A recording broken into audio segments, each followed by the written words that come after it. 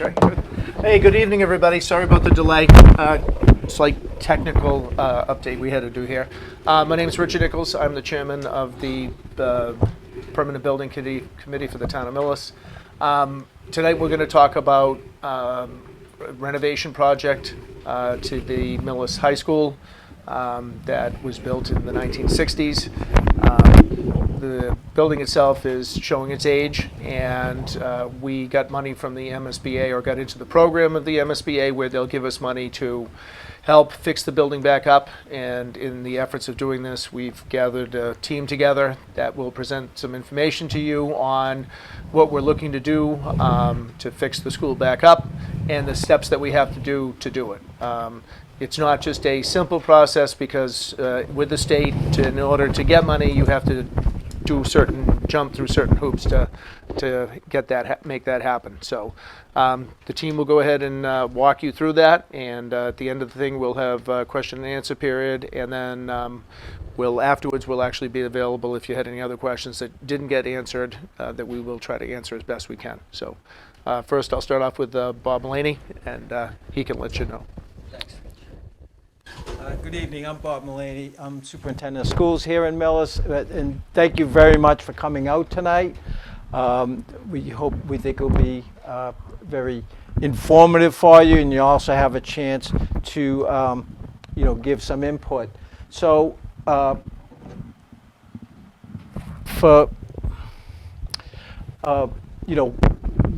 what is this about and why now?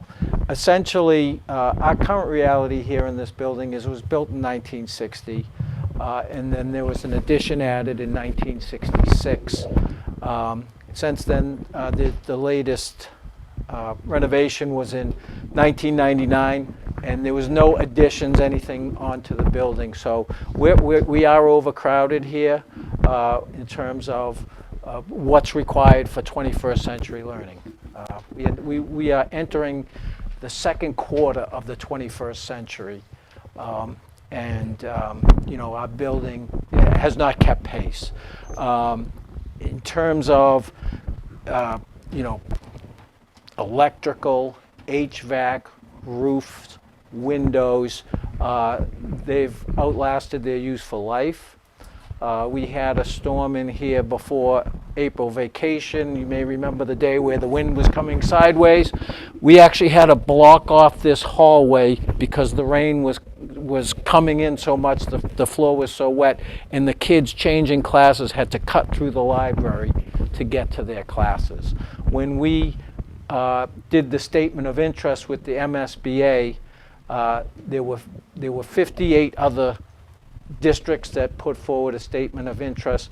Millis, this project was one of 12 or 15 that was invited into the MSBA program, and the MSBA described those projects as the most needy and urgent. So that's where we are. Yes. For those who may not know what the MSBA is. Thank you. The MSBA is the Massachusetts School Building Authority.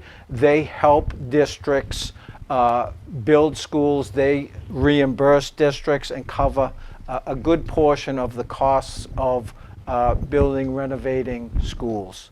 And it's a fantastic program. A great example of what the MSBA is capable of is right across the street here, the Clyde Brown School, which opened up in the fall of 2019.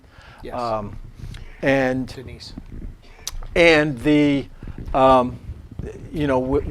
looking to renovate this building so that it meets the needs of our kids moving into the 21st century. In a minute, I'm going to hand it off to David Stephen, who has been our educational consultant during the feasibility project, and he's led 3 sessions, workshops on, taking an educational plan and moving it to the concrete form of a building and aspects of a building. So he'll talk about that. Our educational plan in Millis keys on what we value as a community, what we value as a school system. Many of you who have kids in the school system have probably heard small school, big family. And when I came here 17 years ago, I thought, well, that's nice, that's cute. And over those 17 years, I've learned that's true. That's a true statement. Millis is a community that's like a family.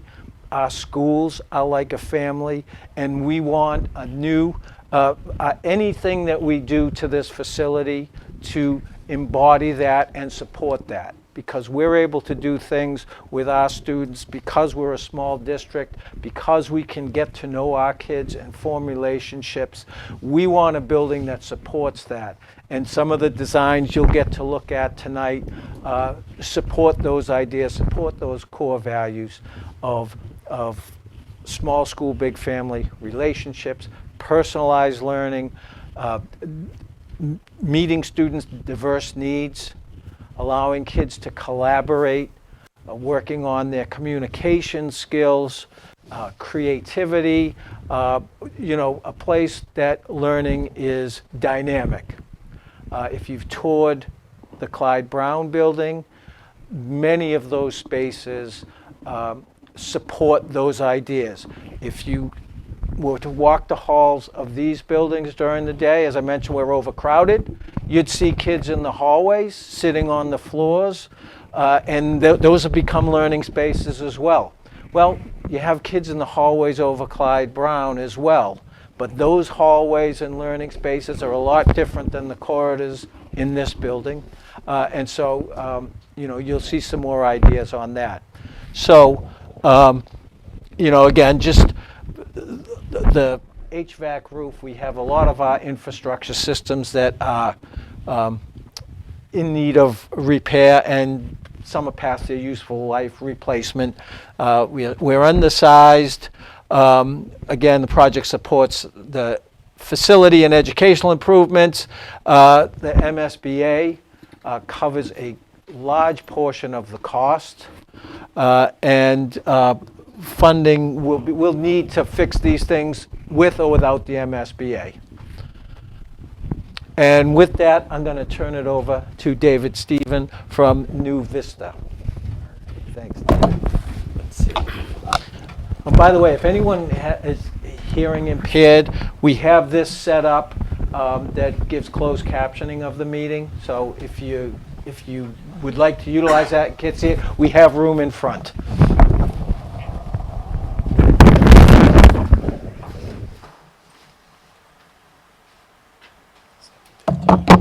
All right, good evening, everybody. So my name is David Stephen. I'm what's called an educational programmer. I'm part of the TAPE, the design team. And my job as part of the team is to help facilitate what we call the educational visioning process. And this is something that the MSBA, the Mass School Building Authority, generally requires for any projects. These are expensive projects that we're embarking upon. They want to make sure that we go through a really thorough process of thinking about the district's educational goals, their design goals, not only now, but as they think projecting into the future. We're talking about an expensive building that will last you for 50 years. That's the ideal. We want to be able to make sure we're getting the biggest bang for the buck, and we want to make sure that people are thinking future forward about this opportunity. So I'm going to be talking with you for about a half an hour, but part of that is going to be interactive. I'm going to be using an interactive polling. So if people have their smartphones or a laptop, if you happen to have one with you, you'll be able to submit information about what your priorities are, and we're going to collect all that because this is part of an ongoing conversation. So I'm going to give a bit of an overview about what this process of visioning has entailed, and report out some of the key sort of highlights, but at different points I'm going to stop and have you contribute your thoughts to the mix. This is really this is the beginning of the process, and it's pretty high level visioning. So there are lots of different levels of this conversation. And I just think it's important to point out that nothing that we're determining here at this point is set in stone. We're trying to really get to know you as a district so that the design team can serve you as best they can to create a building that is going to be fully embody all the things that you want it to. So as part of this process, this is the 10,000 foot view. So we have been exploring who your families are, who your students are, what the key practices are in the school, both now and as you envision them moving forward over the coming decades. We've been looking at ideas about design, things that we call design patterns, to try and just show people what is being done around the Commonwealth, what's being done around the country when we think about designing schools, and I'll talk about some of those big picture themes. We've also been establishing big picture priorities called guiding principles, and I'll share those with you as well, that attempt to really kind of distill what this process and project is all about. So we had a series of workshops with a group that we called the Educational Visioning Group, and that was a group of about 35 people. We had our first workshop in this room, and then we had 2 virtual workshops. And that group consisted of leadership from the district, as well as teachers from the school and faculty from the school, as well as parents and some students. Actually, I'll just have anybody raise their hand if they were part of that process. I see a few familiar faces. So we always like to engage sort of a diverse group, but we want that group to be primarily educators that are involved in the life of the school, because we need to find out from them what it is that they do, how they do it, and what their priorities around not only their educational program are, but what they would like to see design-wise. We also want to find out what they like about the building, what works. So we had a series of 3 workshops, and we also had a faculty meeting as well with the entire faculty to get feedback, or it was an optional meeting to get feedback from the faculty. And again, this is part of an ongoing conversation. The TAPE team is, in the meantime, concurrently doing an analysis of the existing building, talking to teachers on the ground here, talking to department heads, and getting a much more granular sense of what is needed here. This is part of developing a narrative. So the Mass School Building Authority requires, as part of this feasibility study, a pretty extensive educational plan that the district and the school write about exactly, what your scheduling methodology is here, how you're approaching your core subject areas, what kind of specialized programming you have. It's a very comprehensive report, and so a lot of the priorities that we're establishing within this process are really connected to developing a common language about those priorities that find their way into the ed plan. The other thing that we're thinking a lot about is how to optimize kind of adjacencies within a school, and I'm going to talk about some of the themes that we think about in terms of flexible buildings. But the MSBA has a very thoughtful approach to how they will help you design a school. You can plug in the enrollment number, and that spits out a sheet that has exactly how much footage you're going to get, how many classrooms, all of that. So we know that already, but how we use that creatively is what this is all about. And the adjacencies play a huge role in creating more sort of flexible learning environments. And we want to be building upon all the good work that the district has already done in terms of the vision of a graduate that's been being implemented now, and how that connects to ideas about your educational needs, your innovation agenda, your school improvement plan. And in this process, the district is writing the ed plan, and that gets approved by the MSBA. And we also looked at the school improvement plan and some of the elements of sort of that vision of a graduate, looking at higher order thinking skills for students. We know that mastery of core academics is at the heart of everything. Of course, that's the foundation for everything. But there's a lot of emphasis on what we call 21st century skills or future ready skills or higher order thinking skills, like those C's that you see here: communication, collaboration, critical thinking, character. This is not something that's particular to this school. It's being implemented across the country and across the state.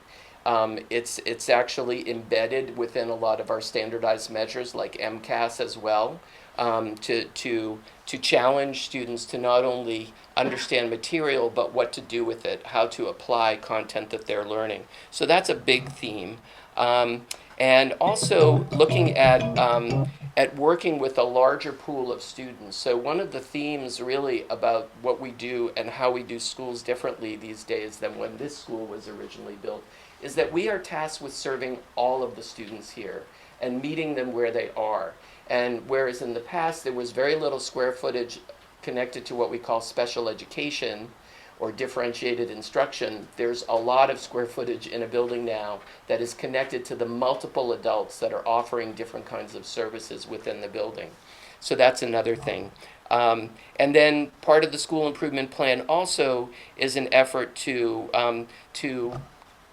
give kids a sense of belonging and ownership and being really respectful of culturally sort of where they're coming from and all the rich diversity that's within the school.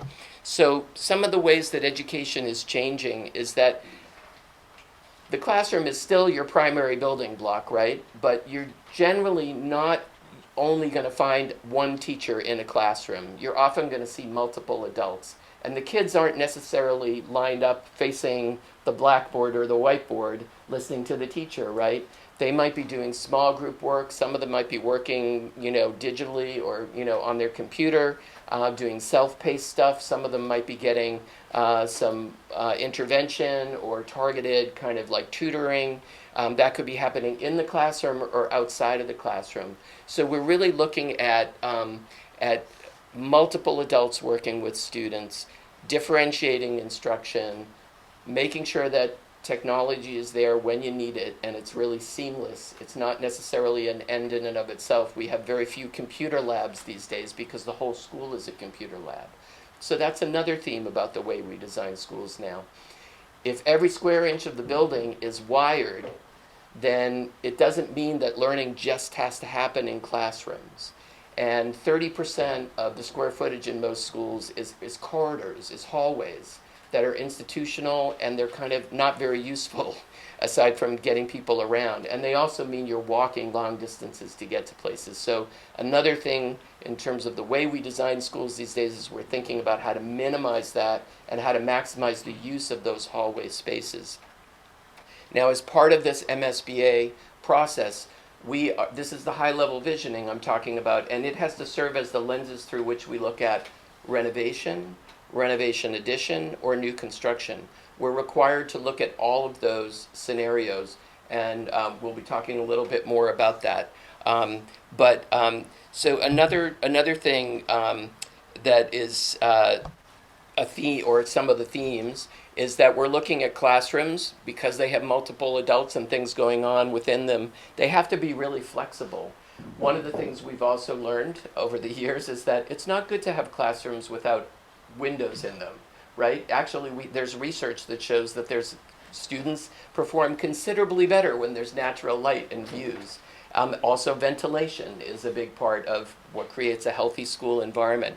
But we're looking at beyond the classrooms, we're looking at modular, flexible furniture, ubiquitous technology, varied size spaces where we can do small group and large group learning. Bob was talking about, small school, big family.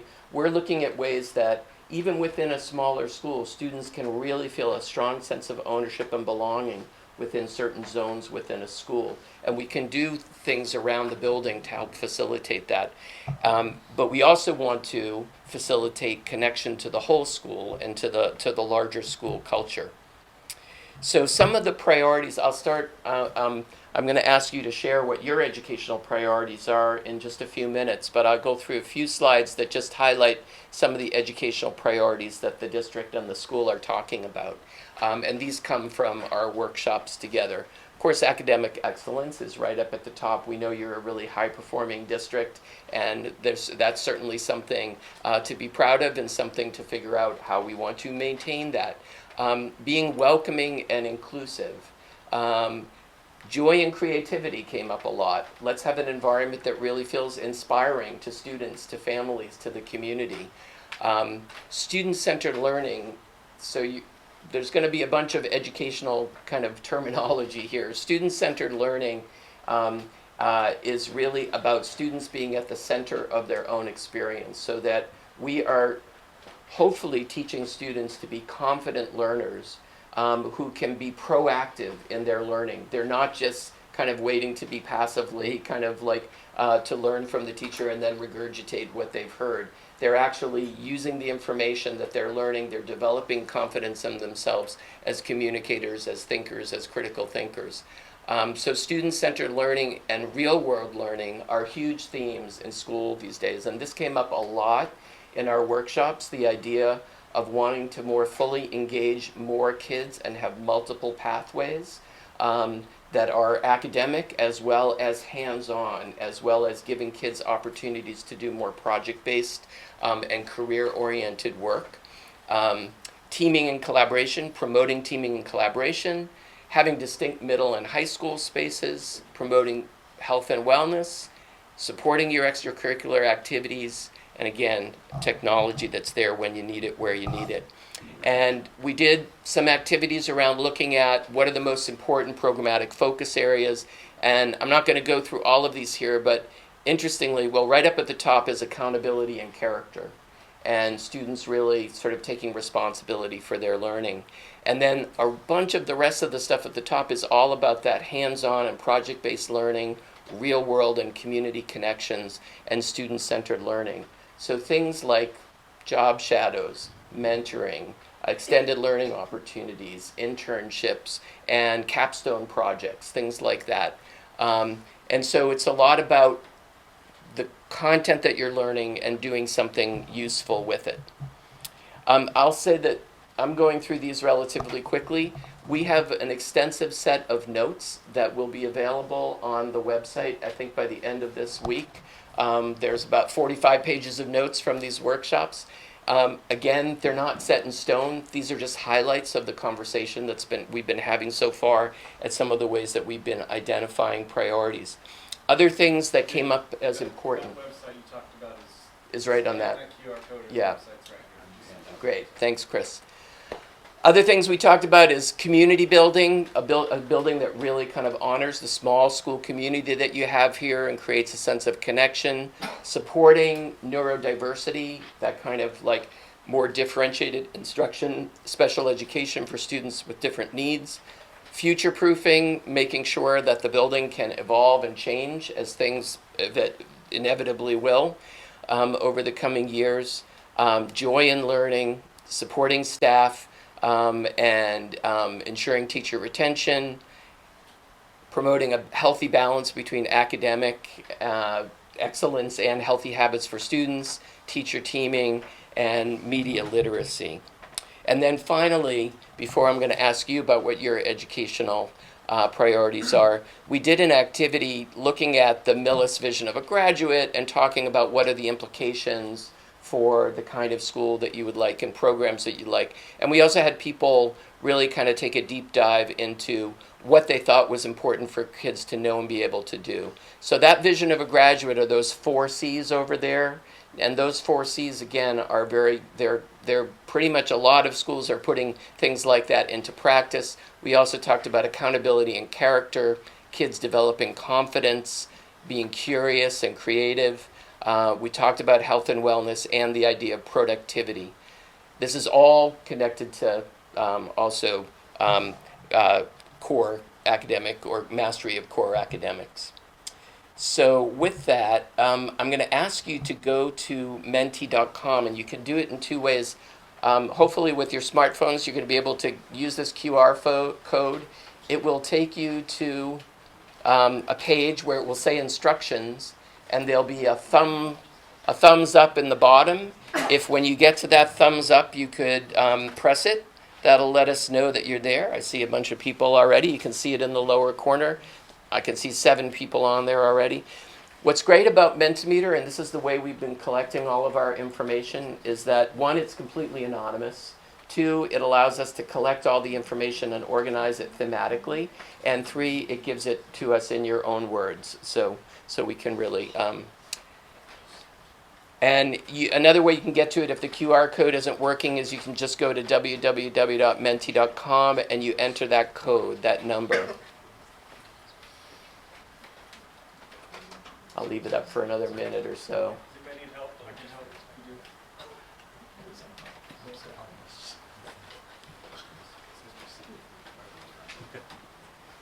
do. All right. So if anyone needs any help with that, we'll walk around and make sure that you can get on. The code and the URL is up at the top of the page whenever we have an interactive page.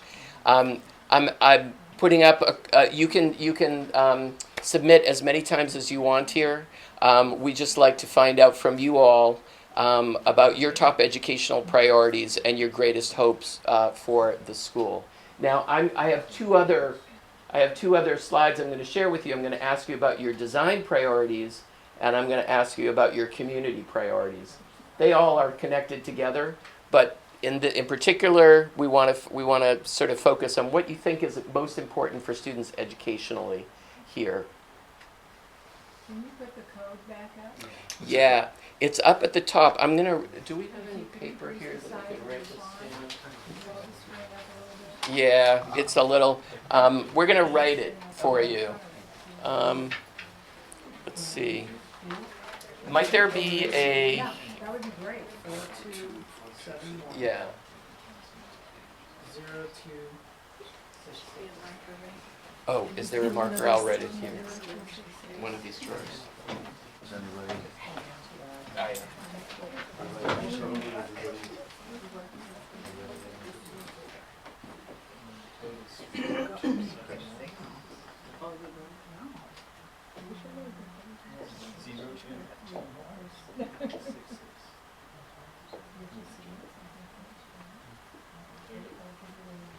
Okay, I put the code up here as well for people.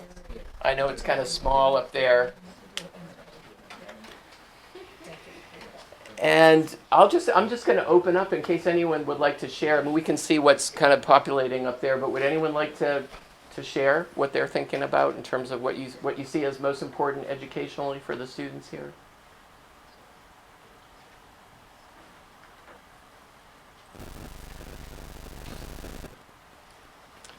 Let's see. I'm going to name a few things that I see. Well, I see a bunch about creativity, collaboration, a lot of those C's, team interaction, inclusivity, limit costs due to tax and stimulus being too high, and I know that that's going to be a theme that we'll come back to.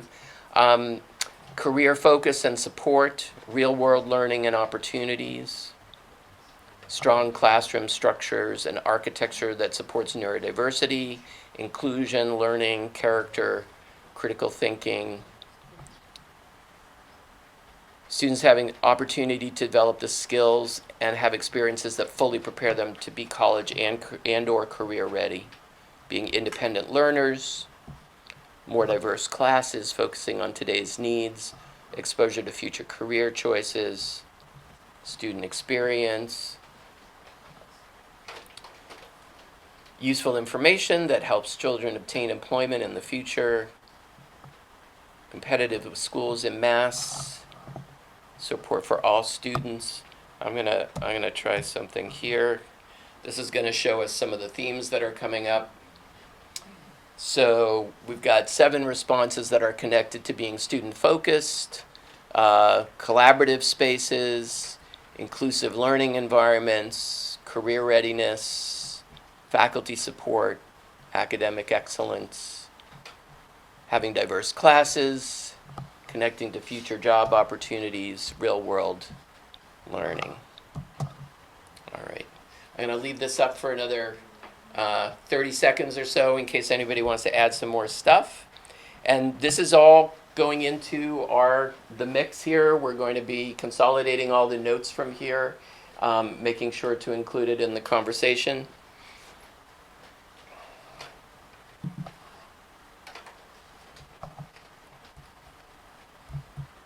All right.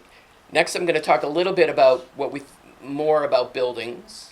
I did want to say, because I'm going to ask you in just a few moments what your top design or architectural goals are or hopes are for a renovated or new school. And as I said, we have to look in this process at renovation, renovation addition, and new construction, and use the highlights or use the priorities we're developing as lenses through which to make the best decision about what's right for your community, and of course that's going to connect to costs. So, but I will say that any renovated or new MSBA school is going to have certain things as a given, right? So when I ask you what your priorities are, you can be aspirational. I know for those people of us who have worked a lot in schools that are older, there's a lot of low-hanging fruit. But any renovated school is going to be like a gut renovation. If you've ever done a gut renovation of a kitchen or a house, right? We're talking about new systems, new walls, new windows.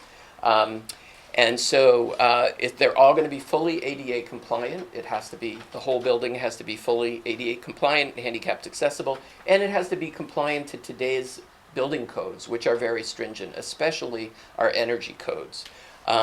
Safe entry and security features, we know we have to think about that. One point of entry, really monitoring how people get into the building, making sure we have passive and active features to control security in the building. Thermal comfort, we know our schools are used year-round. They need to be air-conditioned, and so we need to, they're used throughout the year. Modern technology and furniture, this comes along with it. We think of furniture that's not one size fits all, but furniture that's really ergonomic and can be very flexible.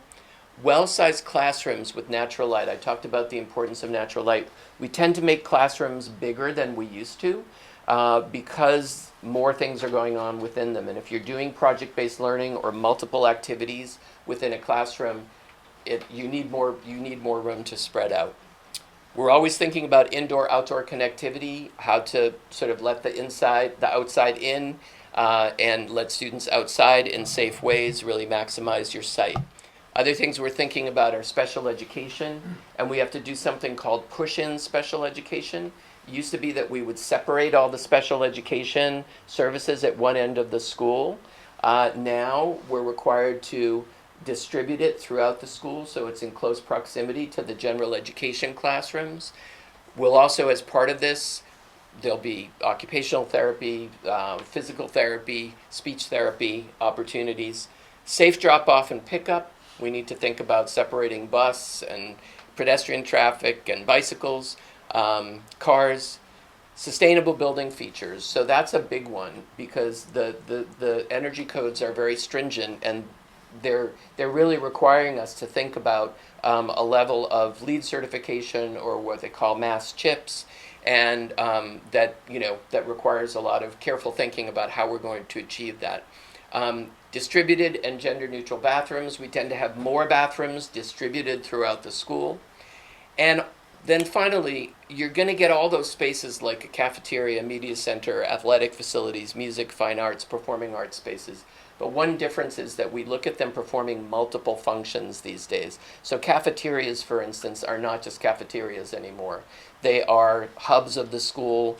They are used throughout the day, not just during food service. They're places where you can do project-based learning, or it becomes a student center. We're really trying to maximize the use of all these spaces. Other things, we know we're not trying to be trendy. We're trying to really listen. We're not coming with ideas about what you need to do. This is your school. But we do want to push people's thinking forward about what's possible, and understand what's most timeless, what's most essential for you, and what's going to be most practical and effective. So we encourage people to be aspirational, And I'm going to talk now, I have 4 slides about what we call design patterns, things that have been identified as particularly important for this project. And what I'm showing you is in priority order. So we introduced 36 different themes, what we call design patterns, about how schools are designed and built. And we asked people to rate them individually, then they worked in small groups, and then we took all of that feedback and we looked at what came up sort of like as highest priority. Again, this isn't set in stone. This is just part of the conversation. The things that, it's pretty small up there, but you can see some of them have an asterisk next to it, which means they were introduced as something, this is a given, we're going to be doing it anyway, but we want to know what you think about it. So I'm going to go through these relatively quickly, then I'm going to ask you for your design priorities. So right up at the top is safe community access. So we're really thinking about schools as hubs of community. We know that these are huge investments for a community. They need to be available after hours, safely after hours and on weekends to the public. And that means things like the auditorium, the gym, the cafeteria, multi-purpose space, maybe the maker spaces. Certain areas of the school will be safely accessed and available to the community after hours. And there was a lot of talk about this being the hub of the town. Right below that, as a design pattern, the idea of breakout and quiet spaces. So the idea is that we have small breakout rooms that are interspersed near the classrooms. Those are places where small group work can happen, testing, or de-escalation or tutoring. They're kind of flexible spaces that give a lot more kind of variety to what teachers and students have access to. STEM, STEAM, and maker spaces. So STEM is the science, technology, engineering, and math. The STEAM adds the A for art, and then maker spaces is kind of the spaces where you are, you probably heard about where there's a lot of maker thinking going on. So it's kind of like an engineering approach. Those are part of the MSBA template. Schools are putting those in there, and we'll be talking to you about what's going to best support the work you're doing here. Classroom neighborhoods. The idea here is that we're not creating pods where you have to use them in a certain way, but we're trying to create connections between classrooms, breakout spaces, wider hallway areas, we call extended learning areas, and create neighborhoods that have a sense of place. So that it's really, again, it's trying to get a bigger bang and sort of a sum that's greater than its parts. And professional workspaces. The MSBA requires 85% utilization, so no classroom can sit empty for more than 15% of the day. And that means that teachers need offices that they can go to and where they can have professional collaboration. And so we think about what those offices look like. I'm going to go through these relatively quickly. The rest of them, outdoor connections and learning, utilizing the outdoors, being mindful of the climate that we live in, secure entry, after-school spaces, effective storage. That's a big one because if we're doing project-based learning, we need much more storage in classrooms for materials and things that take up space. Agile classrooms, just flexible classrooms where the technology is flexible. The media center as the commons for the school. Extending learning beyond the classrooms, creating gathering and collaboration hubs. This is something that isn't necessarily more square footage. I need to emphasize that. It's taking square footage that we would otherwise use for pretty useless hallways and making it more useful by configuring classrooms in such a way that the hallways are wider. And you can see in the lower right-hand corner, that's an example of a middle school where that hallway then becomes a very sort of vibrant learning space itself. Sustainability, which we're certainly going to be looking at, healthy building, using healthy building materials, creating a learning commons or series of commons, distributing dining. We talked about smaller venues for dining for kids that might have a really hard time being in a noisy cafeteria, so having some multiple opportunities for that.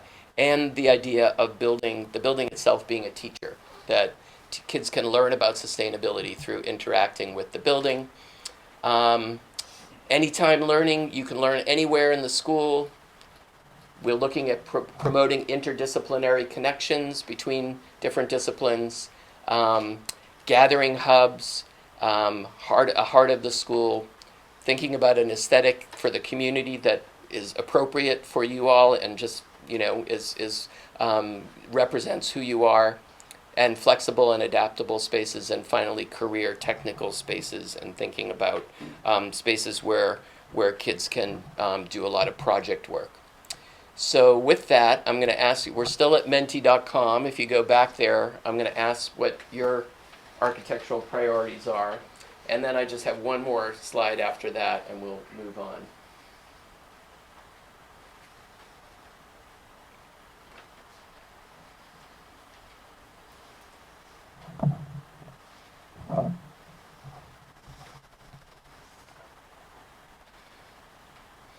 So I'm seeing right up the first one, plan and design for future expansion, and that's something we're required to do by the MSBA, to think about what happens if you build it and they all come, and you need to expand earlier or sooner than later.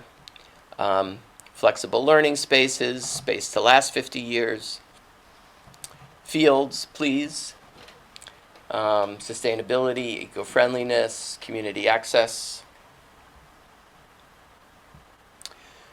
Spaces that students want to use. Mm-hmm. Yeah, and when we talk to students, which we do a lot, of course, they're always concerned about food and having food available in different places within the building, but they also want to have places where they can gather before school or to do work if they and work independently. Not necessarily in a place where they're not being observed, but in a place where it's comfortable to do work. Safe and secure. Now, when the community uses the facility, one thing that we think about is there are whole areas of the building that can be completely blocked off from the rest, and that's something that also connects to what we do in a lockdown situation, right? We can block off whole areas of the building. Basic design for learning without all the extras. Yep. And again, we are trying to think about being as practical and effective as possible. In terms of giving you the biggest bang for the buck. Strong classrooms, permanent spaces, no folding walls that support neurodiversity and inclusive learning. Libraries as the center of the school. I'll just see what themes are coming up, and then we'll move on to the next and last slide. So a lot about flexible spaces, multi-use spaces, athletic facilities, community access, sustainability, safety, and future expansion. All right, I'm going to move on now. I'm just going to quickly, before I ask you what your community priorities are, I'll just review. These are the guiding principles that we created within these workshops of the things that people felt were the big picture priorities that represented what this project is all about. Personalization, so really creating a sense of safety and welcome for students, and building identity and connection and ownership for students. Flexible learning, being able to adapt to new delivery methods, including hands-on and vocational learning. Having small learning neighborhoods that are inclusive, that provide opportunities for collaboration. STEM and art integration, kind of seamless technology is connected to that. Having a heart of the school as the media center and a place to tie both schools together. Adaptability and evolution, to be able to change along with changes that are happening programmatically. The school itself as a community resource with safe access and the outdoor connection to outdoor learning and to space and fields.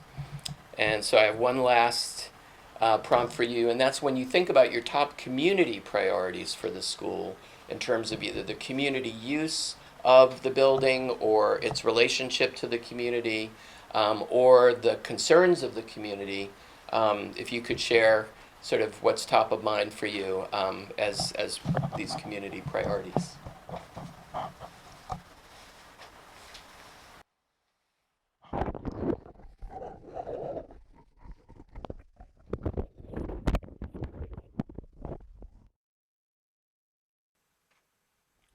An affordable building, access for community use,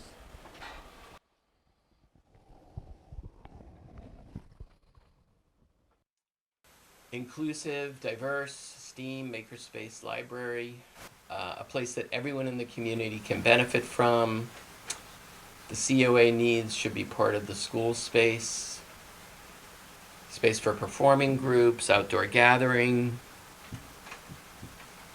hardscapes and exterior design that create student pride, spaces that allow for community to work with students, such as a community garden, a school that fits the needs and budget for the town, landscape and site approach for off-hours access, a new school that would make the town more attractive to future residents and up to date, spaces for mentors, for seniors and grade school students, being more inclusive when it comes to English learners and special education like skills. Unlike middle school, okay, controlling costs or the seniors will vote no. Yeah.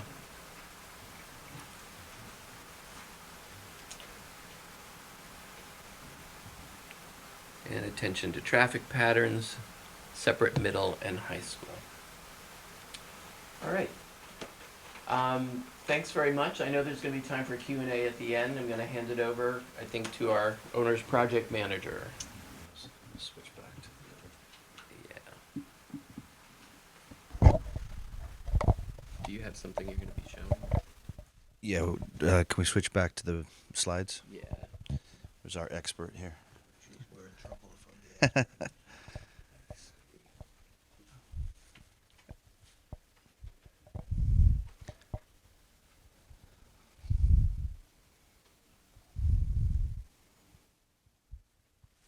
Perfect. Thank you.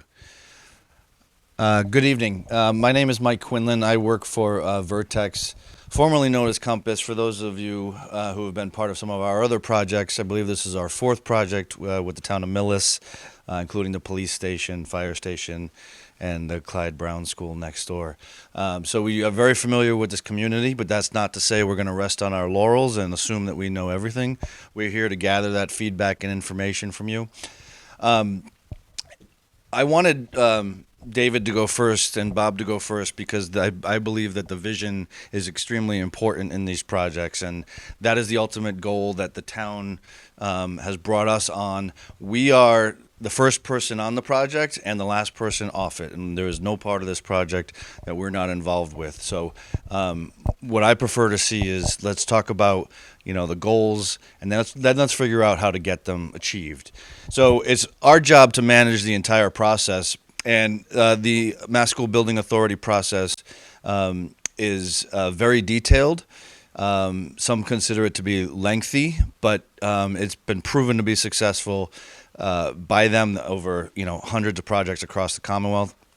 And we very much enjoy the structure of it because it gives us a very easy process to follow that we can bring the whole town up to speed as we go through. So this initial phase is called feasibility study in general. Towns procure the services of an OPM, of a design team to get us through the initial phases of design. And that starts off with what they call the preliminary design program. And that's the first part that we've actually completed. And that's sort of identifying the problem. So that's sort of looking at it, the existing school, figuring out why it's not up to snuff, and then sort of identifying what the problem is. The next phase, which we're just starting now, is called the preferred schematic report. And this is the stage where we start to look at solutions for the problem. So the design team starts to gather feedback from the community. We talk about goals and vision with the schools, with the community members, all aspects of the town of Millis. And then starts to look at what are the options. And then they build out those options, and then we slowly start to narrow it down through this process with the ultimate goal of having a preferred solution And then we move on to developing that solution and understanding what are the impacts of that solution. And that has a lot to do with furthering the design, understanding the costs, building community support, making sure the community supports that kind of vision. And that ultimately leads up to what will be likely a town meeting vote in May of next year, where the town will vote to decide whether or not to fund the project, and that's ultimately the big vote. That's where you decide whether you support the project or you don't support the project, and then based off of the results, the project either proceeds throughout the rest of the project or it halts, and then there's all sorts of different options if for some reason we're not successful in getting the town to approve it. As most of you know, if you've been engaged in the past, large capital facility projects often will require, in a town like Millis, a 2/3 vote, and a 50% at a subsequent ballot vote. So it's a very rigorous process given the size and scale of the commitment it is to do these large facility projects. Community engagement. So this is sort of the early process we've talked about to get to May. I've put an arrow just about where we stand after the preliminary design plan and the community forums sort of outlined at the bottom. And we always adjust as necessary if there's certain things that come up that require maybe a little bit more interaction with community. We'll certainly have more community forums. If there's other ways to get information to people, digitally or in person, we always want to make sure we're doing that. We use the website a lot for that. We have a project email for Q&A. But the real idea here is this is your project, not ours. So the school building committee, led by Rich, as well as Bob Mullaney, they are looking for that feedback. They need to understand they represent the leadership of the town, and they're here to guide this process with our consultation. By the way, I'm skimming over this stuff, gets very in-depth, but also quite boring. So there will be opportunities for Q&A for those that are interested more about the process. But I know it's not quite as glamorous as the pretty designs, so I'll go through it as quickly as I can. So how do we get through this stage? Often what we do is both qualitative and quantitative. We look at each of the options that are developed by the architects, and we evaluate them based off of a set of criteria. So maybe educational. The criteria is listed along the left side. The ability to accommodate program, sustainability, schedule, cost, parking and circulation, safety, operations, and this criteria is developed in conjunction with the school building committee to make sure that it's specific to Millis. And then along the top, we have the list of options that are being evaluated. And then what we do is we like to use normally a stoplight approach, but it's really a 1 to 5, where 1 being the most favorable, 5 being the least favorable, and using a red to green approach, you kind of get a visual representation right off the top. Now, there's a way to list all of the different criteria with notes in there, so like which options are favorable in terms of project cost, which options are favorable in terms of flexibility or site access or impact on athletic fields. And it starts to at least give you an idea as things start to rise to the top. So this is a process that we're just getting started on, and it's just a way that we use to evaluate complex options. So next up, Chris from TAPE is going to walk us through the first steps that they took in terms of evaluating the existing conditions and the design, and then we'll talk about things that maybe aren't as fun, but I know you're all interested in, which is cost, and then we'll open it up for Q&A after that. I'll use this on so we're excited to be back and sort of help vision this building out. Doing that, we did an initial survey analysis of the building. These are some of those reports that came out of that. It's ranged everything from trying to find hazardous materials to structural evaluation and all the systems you heard Bob talk about. the systems being beyond their useful life, and that's sort of a term we always use, but it just means that the town has done a really good job keeping them running for longer than probably they should. And so that endeavor to replace those is a very costly process and disruptive process, because you can't usually just do it over the course of a summer. And so towns will usually do their best to do what they can to keep the systems running as long as possible. And what we're finding a lot of times in these schools of this vintage is you're actually running up against hardships finding parts to actually do the replacements that you need to keep them running. And so those reports highlighted that.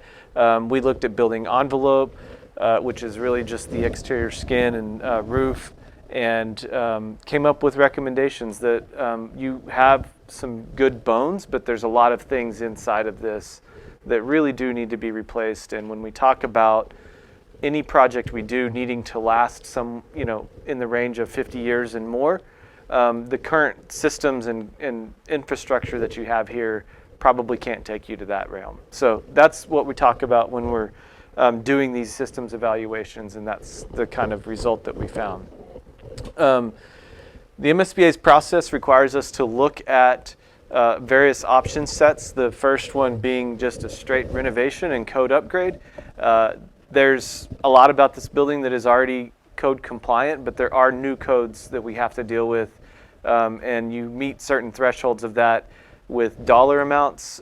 So if you spend X amount of dollars, you automatically have to go and start chasing that around the entire building to make sure it's up to code.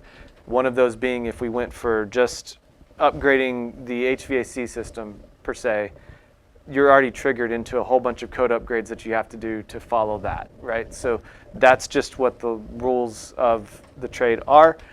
So that's R1. You see that renovation R, and there's one option for that because there's not more than one building. So, and then the next level is what if we just renovated and did some small strategic additions to the building, or in some cases larger additions, and tried to get some of this educational planning stuff that David talked about infused into the building, but then keep everything that we can keep, right? And so those projects tend to be on the plate, and a lot of people view those as potentially the most cost effective because you get to save parts of the building and just do the things you need. But the data really shows that there's a lot of times not necessarily a one-to-one ratio on cost savings in renovation. So we have to really analyze these in depth and understand exactly what we can do. Some of these options, so that's AR 1 through 4A. I'm going to talk a little bit more about each of these in depth in a second, or the ones that are going forward. And then we did a few new options. And the reality of the economic situation we're in, which Mike is going to go over in a minute, is that new options are really quite expensive now in 2024. And so there's three shown. One of them is putting a building right here on top of this one and having to deal with moving kids and teachers elsewhere for the duration. Another one is trying to position a new building like between the field and this one.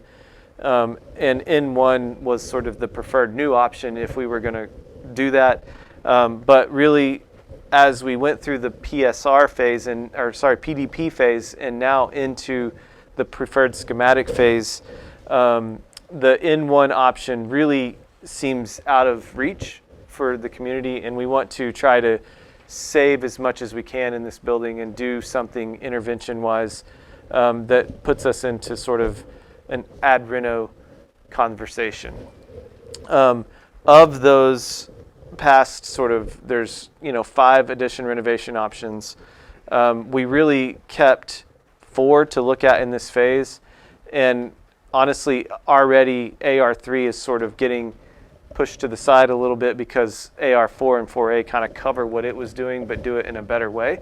And so, and then AR1 is another option that has some interest to it. So, in a minute, I think it's after you talk about the sort of economic impacts and stuff, what we're going to ask all of you to do is go engage with these options a little bit more visual and sort of upfront with you. We've got big boards in the back And we want you to just walk around and look at them. We're going to give you some little sticky notes, and we want you to leave a sticky note on the board that you find the most sort of attractive or compelling to you.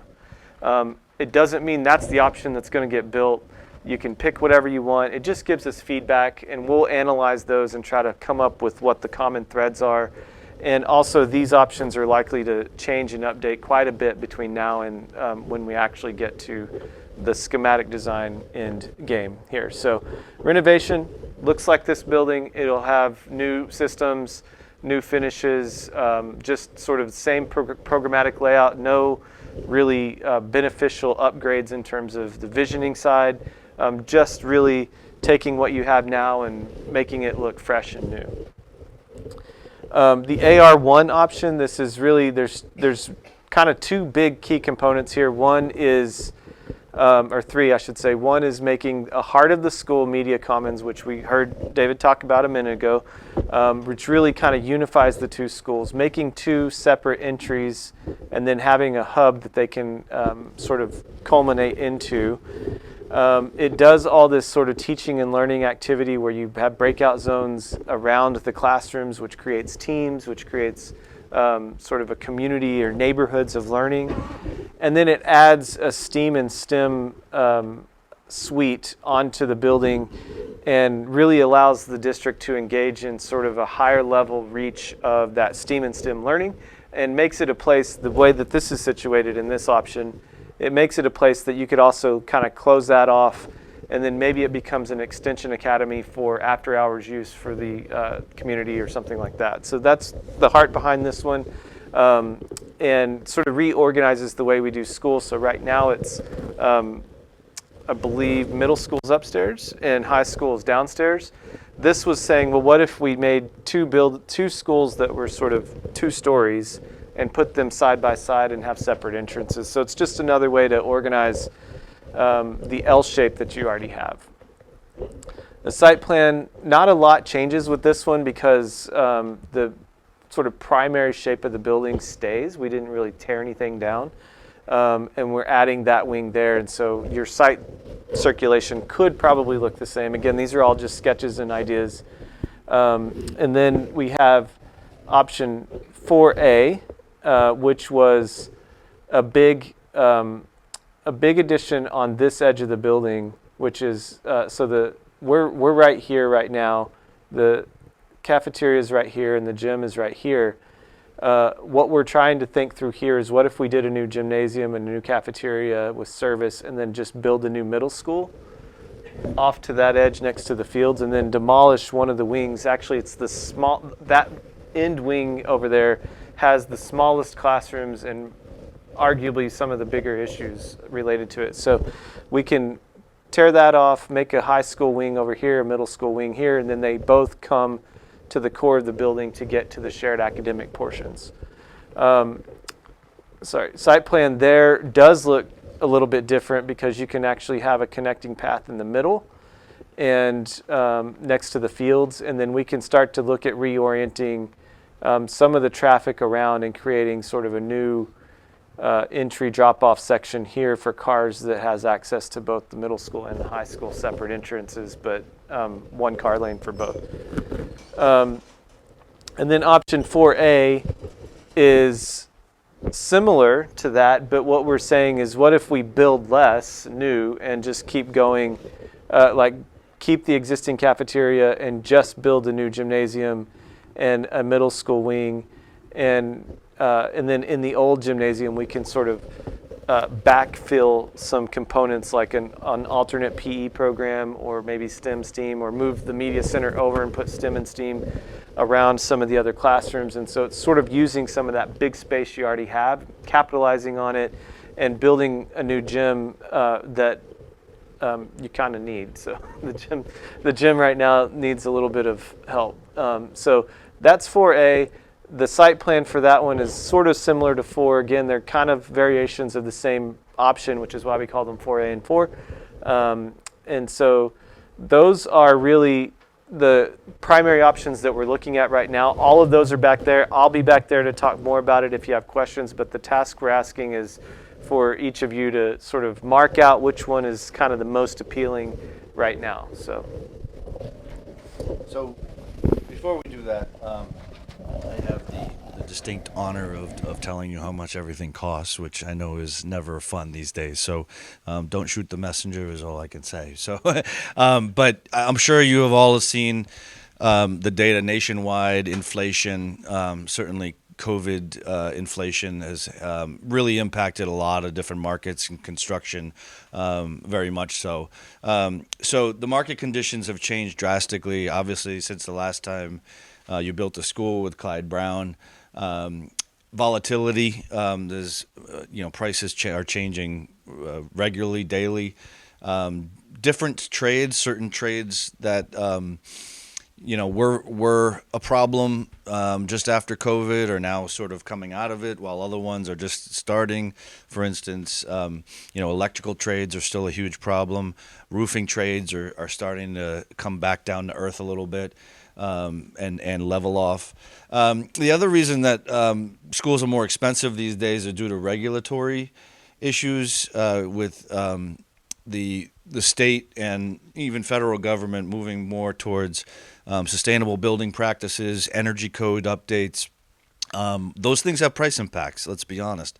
It costs more to build a building, even if over the long run it's more efficient to run it and all the systems involved in it. So there is an initial investment that does often drive up the initial costs, even if there's a payback over a long period of time. And then, there's other things that go on regularly, like any labor shortages when times are busy, and times are still quite busy. There's still a lot of school projects going on, and certain market sectors have seen a tail off, like corporate office buildings. But there's other sectors like labs and that are still building quite robustly. So this is a chart of the Mass School Building Authority projects over the last 15 years. So this goes back quite a ways, and it shows you historical trends. So starting to the left, you saw how construction, each one of these orange dots are school projects that the Mass School Building Authority has participated in and helped to fund. Sort of the blue arrow is kind of like a median line. It's not completely mathematical. It's more of a visual. And then the green line is sort of what the MSBA would help fund, right? They never, depending on the town, they have a varying amount of what they participate in and what they reimburse you for. The current reimbursement rate for the town of Millis is 55% approximately. But there are certain caps that help reduce that a little bit. But I called out 4 projects here just to kind of show some comparisons. Number one, Clyde Brown, which you'll recognize, ultimately ended up at $460 per square foot. And that, was funded and completed in 2019. Looking at high school and middle school projects that are being planned, so these boxes over here that are unfilled are projects that are just starting design, that are just getting underway. And you can see their cost per square foot now are in the $700 to $800 range. You can see that just in a matter of 5 years, a lot of projects have gone from $400 to $500 a square foot to $700 to $800 a square foot. So there's been significant amount of increase. You're also seeing a wider gap between certain projects and others. This is largely due to it being in design, and they start to come together and narrow down once they're actually completed. 2 other things on this slide. I wanted just to point out, this is often a question for people when you have people, voting against projects. So Lynn had a middle school that failed back in 2017, and it was at that time estimated to be roughly $510 a square foot. They are now working on a project, a mere 8 years later, that's now looking at $730 a square foot, nearly a 50% increase over that time. So oftentimes, people think, well, we can do it cheaper in the future, and unfortunately, in construction, that's not the history. I pulled aside three. These are three projects, recent projects that are addition renovations. One of the things that we've been charged with through the school building committee is to keep costs as efficient as possible. Oftentimes, the best way to do that is through an addition renovation, depending on the project, or even a straight renovation, which, as Chris noted, is a requirement of the MSBA to study. So these are a few that are just relevant to us. Now, some of them are smaller, but you can see they're about 630 to 720 right now. And those projects are a couple of years behind us, the 2022 and 2023. So it just gives you a frame of reference so that when I show you some of the estimates for our project, what neighborhood, other towns are facing. This isn't something that's specific to Millis. Mike, can I just jump in? Yeah. Sorry to interrupt. One thing that Mike did bring up that I just want to clarify is the MSBA we had like a 53 or 55%. 55, yeah. Right. We're not going to get that. What happens is they cap certain items that they'll only allow and pay for a certain amount. So that number will be less. The when we go to do it. actual Right. reimbursement rate will be a good chunk less. Like it probably be in the upper 30s to low 40s, just based on historical data. That's because they have that reimbursement rate. It's not a flat reimbursement rate. There are certain things they participate in out of equity for. I got it, Bob. Out of equity for all towns, they have to keep the amount of funds that they are given by the state, which is funded out of the sales tax. Is they need to apply that in an equal fashion to all towns, and so they can't be playing favorites. So even when they evaluate the reimbursement rates, they are looking at the town's ability to pay. They're looking at the tax rate in the town. They're looking at enrollment rates. They're looking at enrollment growth, and then they're applying those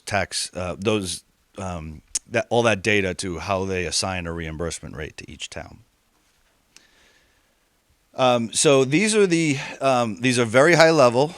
So don't get tied into this. This is still very early in the process, and this is just the first initial estimate. We are going to take likely through February to really drill down and start to,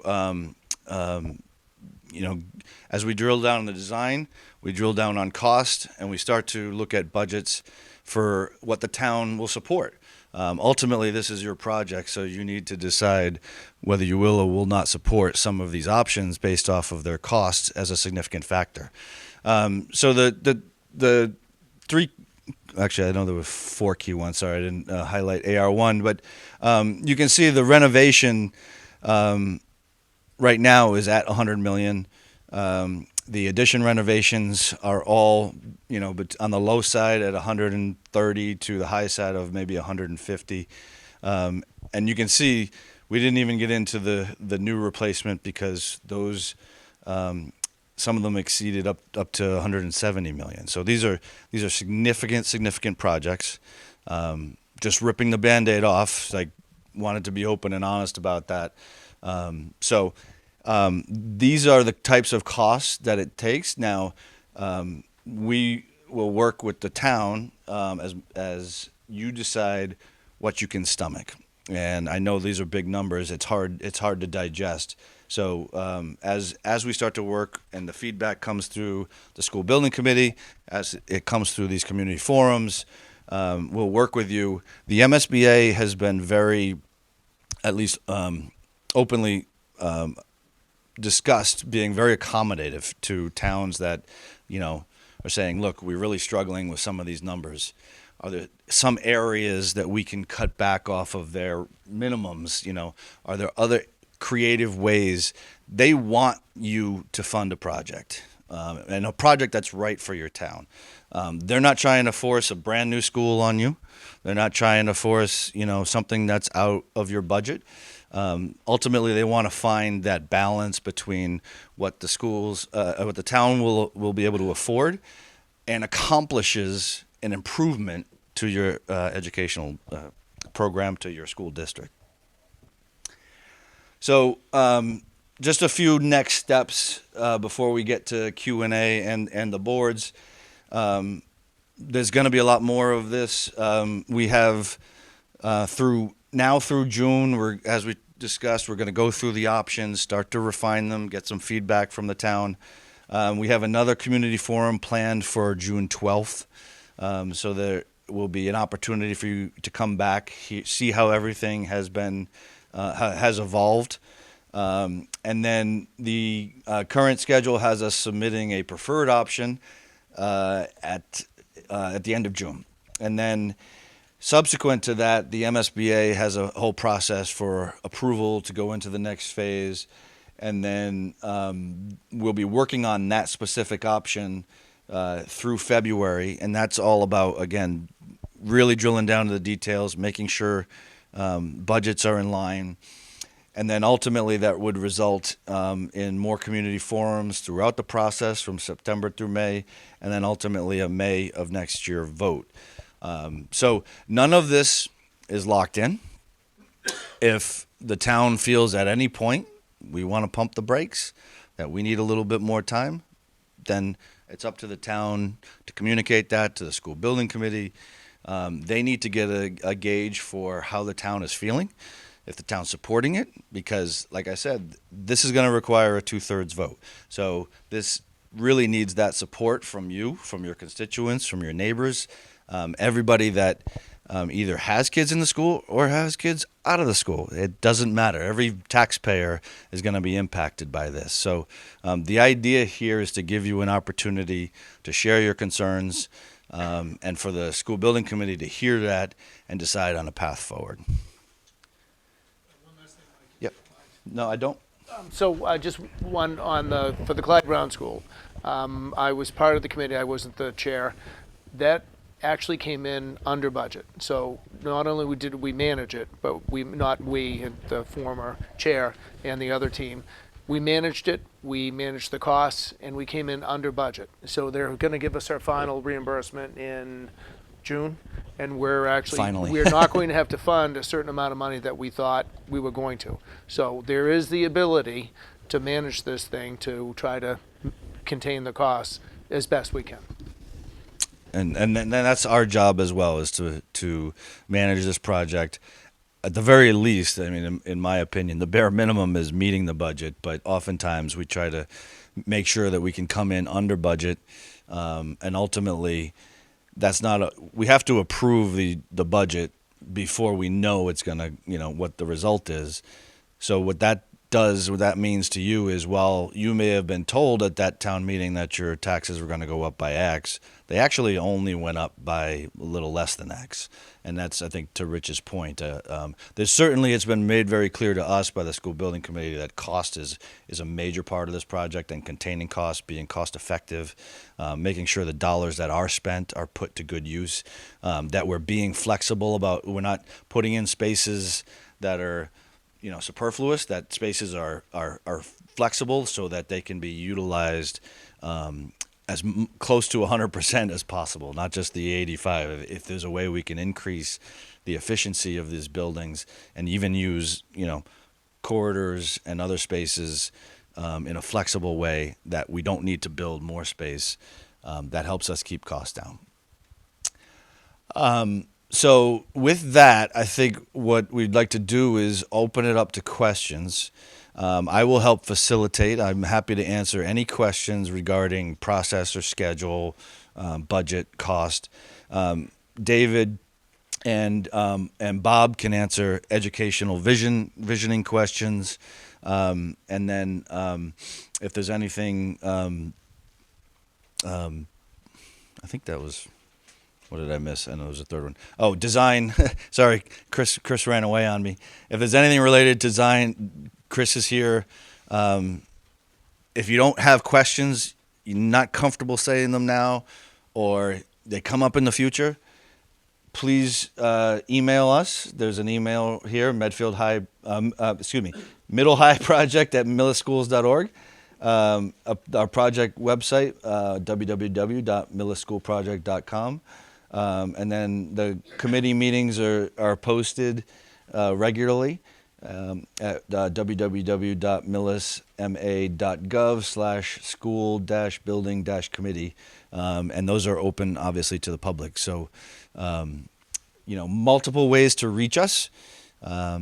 And we will get you answers as quickly as we can if we have them. At the very least, if we don't have them, we will tell you we don't have them, and what our process will be to get you the best information that we can. So, would anyone like to start?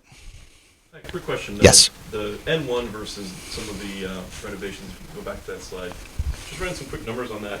It's 5% more of a cost to get a brand new complete building. I think about it in simple terms. If I have a car from the 1960s and it's going to cost $147 million to get it some new features, 5% more budget, I get a brand new car. You talk about the cost rising over time. That one middle school, it was 502 square footage. Now it's 50% more in 5 years. As someone that cares about the town, the community, my 2 kids that go there, why is a budget option that's 5% more that leads to a new building completely off the table? It's not. That's not a question for me. I guess that would be a question for the school building committee. Part of that problem is, Richard is in the chair. They don't do reimbursement for the fields. So basically, the new school goes on the fields. So that means we lose all the fields. We don't get any money from the MSBA. That is not included in that. So basically, when they looked at rebuilding the fields years ago, it was in the $7 million range. So we'd have to add money to that to go ahead and build it. To Richard's point, the reimbursement rate on an ad reno and a new would be a little different.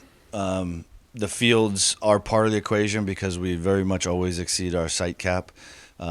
There are bonuses on the level of renovation you do. So the MSBA actually increases reimbursement for portions that you're renovating. They don't want you to spend money to knock down a building that may still be useful. So they encourage the use of existing building by providing bonuses in your reimbursement from 1% to 5%. Depending on the level of renovation. So while this is a cost perspective, oftentimes people think, well, if I'm renovating, it's cheaper. Not always the case. That's just my point, because the bonus of 1 to 5 is not offset the cost of the because even if we do a renovation, 2/3 of the footage of this school, that the other third we're replacing and updating, that's still going to be 50, 60 years old. That's going to be a cost that doubles. That's not outweighing, in my mind, the 1 to 5% difference of reimbursement bonuses for doing a new school. 5% more. Yes, sir. Kind of sort of a follow-up question in a way. So the AR schemes, do those incorporate like swing space for the students during construction? If it's being phased out, right? Certain areas are being phased out. These are total project budget numbers. So this includes not just the construction, but all of what we call the soft costs. Soft costs include all of the fees that you pay your consultants, furniture, anything that's not physically fastened to the building. It includes, when needed, temporary spaces, whether it be modular classrooms or and Chris can chime in if he wants, in an addition renovation, sometimes you're able to build the addition, utilize that as swing space while you renovate the rest of the space. So instead of investing money in a modular to rent a modular for 2.5 years, 3 years, that's at the end of the project, you get nothing back. It just goes away. By using that money towards actual space, you may be able to avoid that cost, and then you have that actual space back in. So we always look at that in terms of the phasing and logistics. And as we evaluate, that'll be a key part of that that analysis in evaluating the options are what are the needs for temporary space or swing space, and how does that impact the cost? In the back. I have a question that ties into both cost and timing. Mm-hmm. You say that the timeline shows that the town vote is in May of next year. Do these costs factor in any increase? Yes. Because So, the building would not be due until yep. 2026, perhaps? Yep. So we when we estimate, the cost estimators look at when the actual project will be bid, right? Because that's when we firm up and sign contracts for a set amount of money. And as well, we factor in contingencies for the things that we don't know. We factor in what's called an escalation contingency. You might think of it as an inflation contingency. And it's based off of a projection of where we think prices will be when the project is bid. The last few years, nobody could even come close to guessing. However, things have stabilized, and we're now projecting that over the next few years, the 4%, which is about historically what it's been, 4 to 5% has been how construction costs have increased over year. That's our current projection on a year-over-year basis. So that number is factored into this because we recognize the fact that we ask the town to sign off on a budget probably at least a year, sometimes a year and a half before it actually gets bid. So we know that the prices are going to increase. We put a projection to that. We put some contingencies to that. And then hopefully prices don't go up as much. But we have contingencies in place if that does happen, and that's usually a smaller percentage. And does the timing tie into, sort of, for whom they exceeded the life expectancy of the building to begin with? So is there any cause for concern that building will happen until 2026, so another 2 years? What is there like a fallback plan in case? So right now, there's the fallback plan would be for the schools. If this were voted down, would be probably to invest in that infrastructure when needed. So whether it means replacing a roof, or whether it means replacing some of the HVAC system, because it's likely, if this is voted down, that another project in the future is at least a few years out. Probably 3 to 4 would be an estimation in my mind, based on other projects that have failed their votes. And Mike, the other thing with that is we still run into the code issue because now they've changed the building code. So you have a certain percentage of either amount spent or square footage, which triggers the requirement for an energy upgrade. So, if we hit that cap, we may have to go ahead and do a roof and upgrade windows, walls, whatever. I mean, it's becoming much more difficult. So what Rich is referring to is, as part of the building code, if you invest in a renovation, just a straight renovation, let's say you're replacing windows, roof, and some of the HVAC, and the total cost of that is more than 30% of the value of the building, then you have to bring everything up to current code. So that includes, every system, accessibility. So oftentimes, if you're at that threshold, and that's over the course of 3 years, so it's a rolling thing. So let's say you do a roof in year 1 and you do windows in year 2, it's over the course of 3 years that you have to stay under that threshold. Otherwise, you're obligated to make the whole building up to the current codes. So the fallback, is you would have to be selective about what the most important capital maintenance costs are going to be, and you're investing in a building that's just going to continue to age. Even if you're replacing, you've got a brand new roof, well, your windows are still having issues, and so it's not always the best use of funds, but ultimately that's for the town to decide how they would like to proceed. Yes, sir. Are you saying, assuming that those costs are going to be right from the town, there's no reimbursement? Correct. Yes. You are. That's 100% borne by the town.